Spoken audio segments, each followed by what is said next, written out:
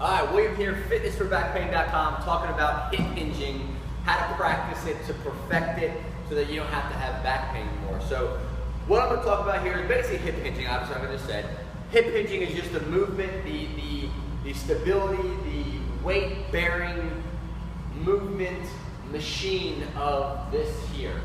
Okay? A lot of times we use this area right here to take the loads of bending and lifting and stuff like that over and over and over and over and over, cumulative. Where when you hip hinge, you're transferring the weight from here into here. Bigger muscles, more muscles built for support, okay? So the hip hinge, as if I was sitting in a chair, you're basically leading with your butt, okay? Leading with your butt, you don't want to sit down. As if you're going to sit on a toilet. You don't sit on a toilet this way. You don't sit on a toilet this way. Hopefully you don't, but. Alright, so how to put it to practice, or how to practice better or perfect hip hinging, grab a pole, grab a PVC pipe, a dowel, broomstick, a branch, whatever you have. This is going to become your structure. This is going to become your constant when it comes to learning how to hip hinge, okay? So what I do, the back of my head is against the pole, my middle back's against the pole, and the pole usually goes right to the butt cheeks, okay? So I'm nice and rigid, I'm nice and neutral, okay? So first, again, when you want to start practicing hip hinging, put your pelvis in a neutral position. Stack your body well so you're not hunched over or rounded shoulders or your butt's all sticking out like this. Keep it nice and stacked.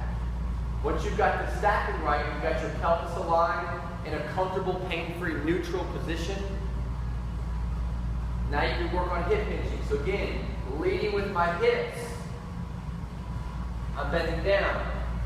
Back up. I got my 3 points of contact, my head, my middle back, and my butt. I want to go bend something and pick something up.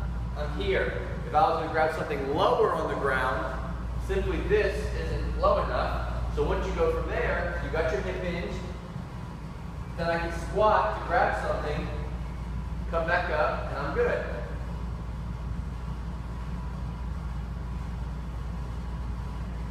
Like that. Bad hip hinging looks like this.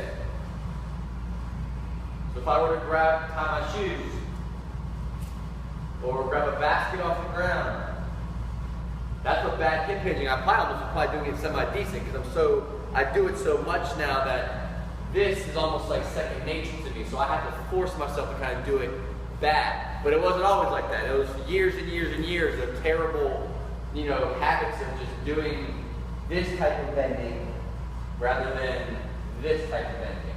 So that's how you practice. Get a pole, 3 points of contact, neutralize your pelvis, make sure everything is nice and stacked and straight and you're evenly distributed.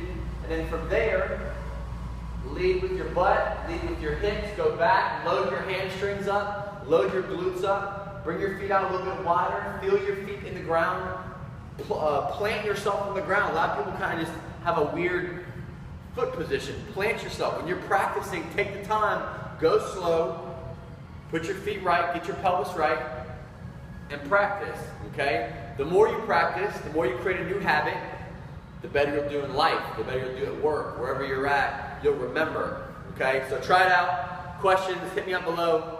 Talk to you later.